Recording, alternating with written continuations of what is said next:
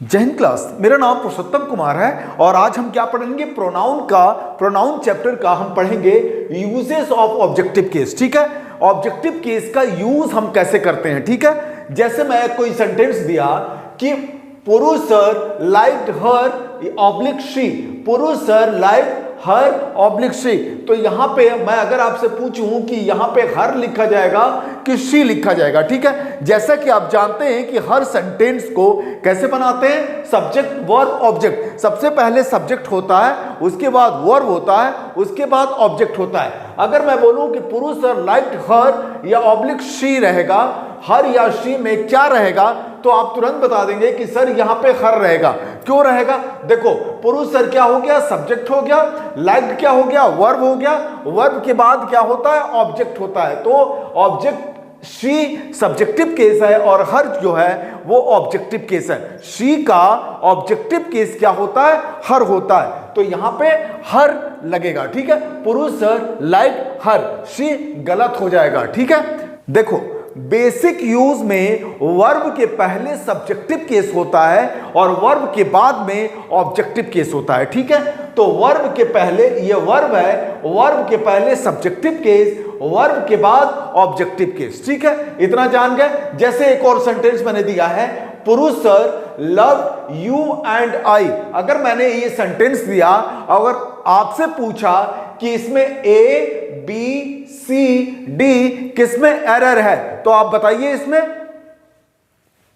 पुरुष sir love you and I, तो आप क्या बताओगे, इसमें आपका डी जो है वो एरर है। क्यों एरर है? क्योंकि लव्ड क्या हो गया, वर्ब हो गया, वर्ब के पहले सब्जेक्ट होता है पुरुष सर, पुरुष सर लव्ड किसको, यू एंड आई, तो यू क्या हो गया, यू का ऑब्जेक्टिव केस यू ही होता है और आई का ऑब्जेक्टिव केस मी होता है, तो यहां पे क्या हो जाएगा, मी होगा।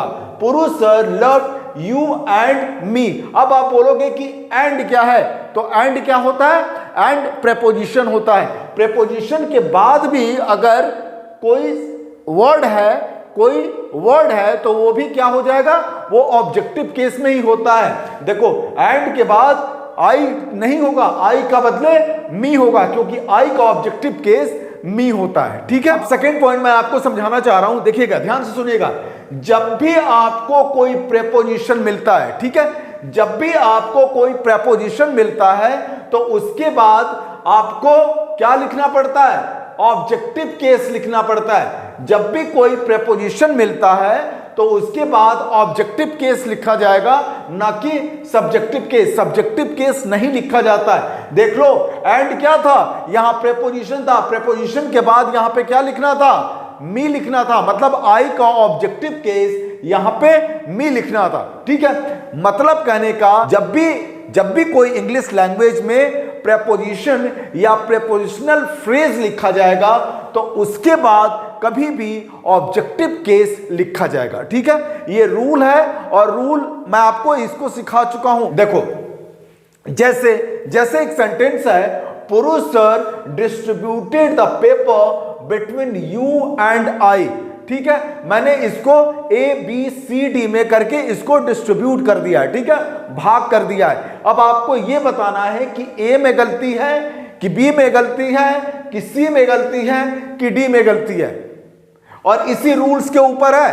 देखो, पुरुष सर डिस्ट्रीब्यूटेड, तो डिस्ट्रीब्यूटेड क्या है, वर्ब है, वर्ब के पहले हमेशा पुरुष सर क्या हो जाएगा, सब्जेक्ट हो जाएगा। Distributed what, the paper. ठीक है, अब ये बिटवीन क्या है, तो बिटवीन क्या है, प्रेपोजिशन, तो ये प्रेपोजिशन है, तो प्रेपोजिशन के बाद कभी भी ऑब्जेक्टिव केस में लिखा जाता है बिटवीन यू, तो यू का ऑब्जेक्टिव केस यू होता है, और एंड क्या है, ये भी प्रेपोजिशन है, तो यहां पे प्रेपोजिशन के बाद फिर यहां पे आई को ऑब्जेक्टिव केस में लिखा जाता है।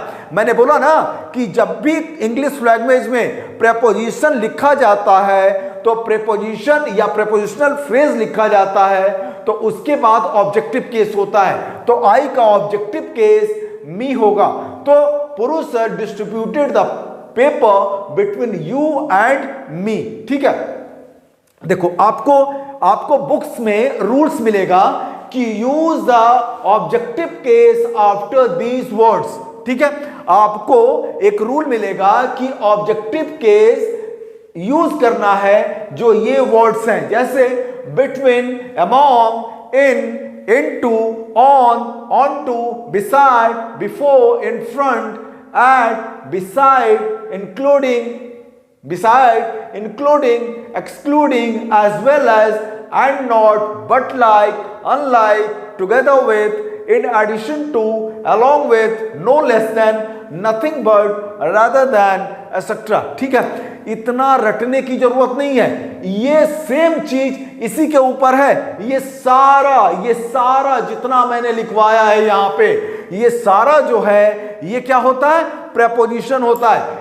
बिटवीन आप जानते हो, आपके दिमाग में क्लिक करता है कि भैया बिटवीन क्या है, प्रेपोजिशन है। Among, in, into, on, onto, beside, before, in front, at, ये सिंपल प्रीपोजिशन है जो आप हमेशा पढ़ते हो। लेकिन जब आप ये नहीं पढ़ते हो बिसाइड्स, तो आप यहां पे फंस जाओगे।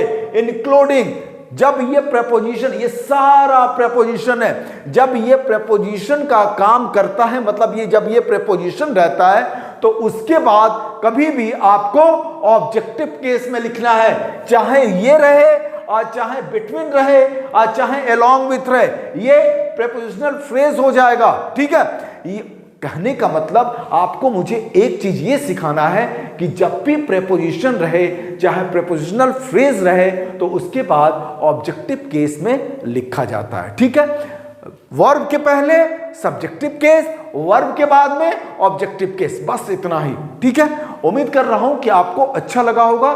Thank you so much. जय हिंद।